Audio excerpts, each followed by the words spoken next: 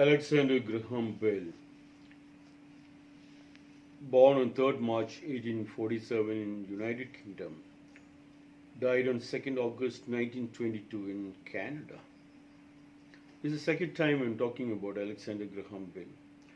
Alexander Graham Bell said, when one door closes, another opens. But we often look so long and so regretfully upon the closed door that we do not see the one which has opened for us. Alexander Graham Bell was a Scottish-born inventor, scientist and engineer who is credited with inventing and patenting the first practical telephone. When one door closes, another opens. But we often look so long and so regretfully upon the closed door that we do not see the one which has opened for us.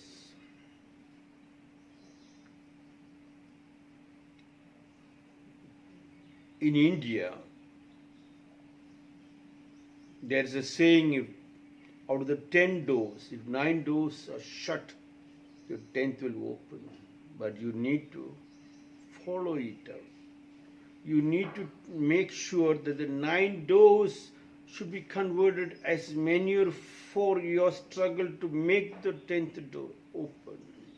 But for everyone's struggle, it never goes waste. When you have knocked 9 doors, you must understand the style of knocking, to whom you should knock. Like Jesus Christ said, knock and the door shall be open. No doors will you open if you just knock. To knock, you should be prepared. You should understand the other side of the story also for you to knock. The moment you knock, the doors are open and you're welcomed inside. Otherwise, the doors are shut and from inside they'll scream, get out. Otherwise, you knock and you are given a bakery money and said, get out. You're not being welcomed inside.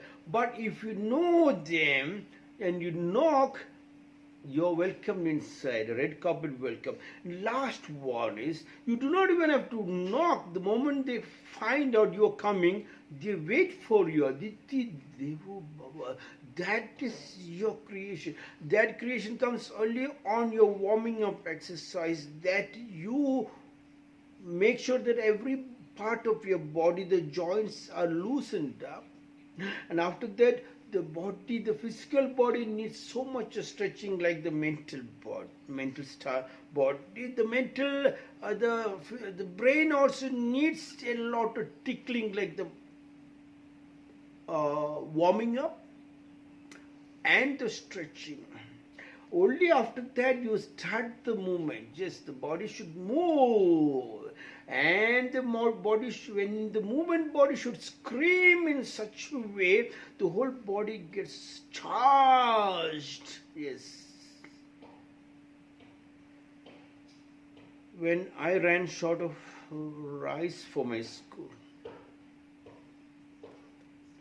one lady came and told me, "What, Mr. Rakum? Why are you keeping your mouth shut? Take a piece of paper, write running short of rice. Contact Sri Rakum School for the Blind and go around. Put the notice in all the shops in Indiranagar." I said, shops? Pamphlet? What people will think about you? Come on, Mr. Rakum, you are not begging for yourself. You're begging for a cause. You should scream on the top of your building. Yes. Let people hear you. I was thinking, you are not begging you're begging for a cause. Scream from the top of your building. Go take a piece of paper, write it up.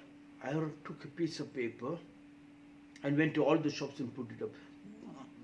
Before I could come inside the school building, dang, one lady, remember her name is Acharya, I don't know what's her full name.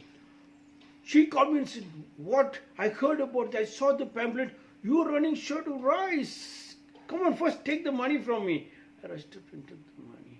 And she gave me from that time it was 5,000 rupees for Shashwatani, the permanent fixed deposit scheme for the children. If you give 5,000 rupees, from the interest we will feed the children once a year, whichever day you say. She collected from all her relatives and gave me up to 4 lakhs. Yes, she said, knock. To open the door, you have to publicize. You are not. When one door closes, another door opens. But we often look so long and so regretfully upon the closed door. That is the fault. We create our own closed door. First of all, no doors are closed. Only things people were not aware, you did not create a love relationship with the people. I once ran short of rice on the same occasion, I think. And I came back and I was worrying about it when this lady told me. Much before this lady, I went to the local MLA, member of the Legislative Assembly. He was a very good friend of mine. I rushed up to him and said, "Sir, you're running short of rice. Can you call..." I didn't ask him. I said, "Can you call some of your friends and ask them to just help us with some rice?" And he told me, "If you cannot take care of the children, why did you start the school? Shut down the school." For a second, it shook me. Really shocked. I did not ask him. I asked him, "Can you connect?" Because he's an MLA. He was having a lot of calls. Please, that time I had only 20 students. I need only 1 kilo or 2 kilo to cook on that day. 1 kilo, 2 kilos, hardly inside 100. I did not even have 10 rupees. I came back and was worrying, and this lady came and told me, scream at the top of the voice. You are not begging for you are begging for a cause. That has helped us, yes, that one instance.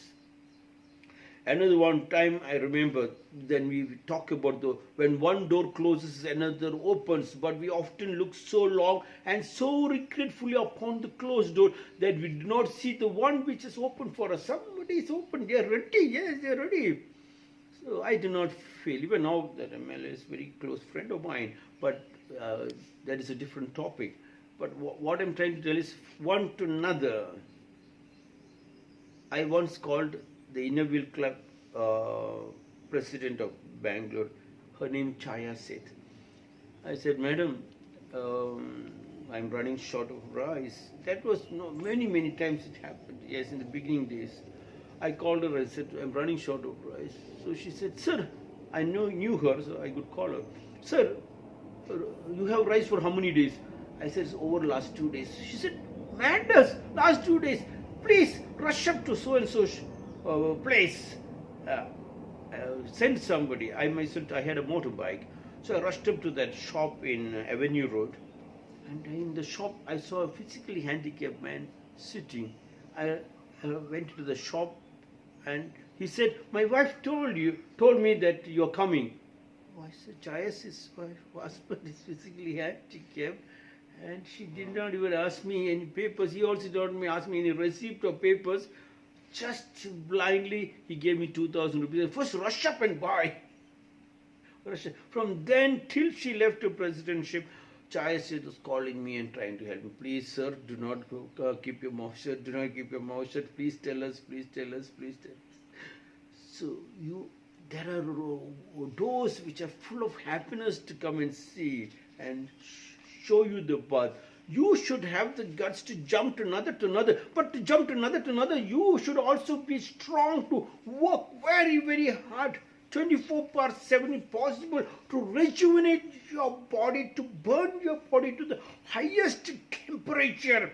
And then you can see everybody melting. If the stone can melt, you can make people melt. That is what they're telling. To melt the toughest stone, toughest gold, you have to burn it to the highest temperature, and the gold melts, you can make it a different variety of ornament. Same are the people. You have to be ready. When one door closes, Alexander Graham Bell said, another opens. But we often look so long and so regretfully upon the closed door that we do not see the one which has opened for us. Yes, it's opened. You do not even have to knock.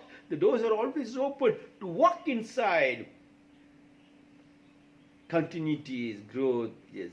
Your warming up exercise, your stretching exercise, your movements, which are your basics, that is called your samskriti. Practicing your samskriti, morning get up and stretching your physical body and practicing your culture, practicing your language.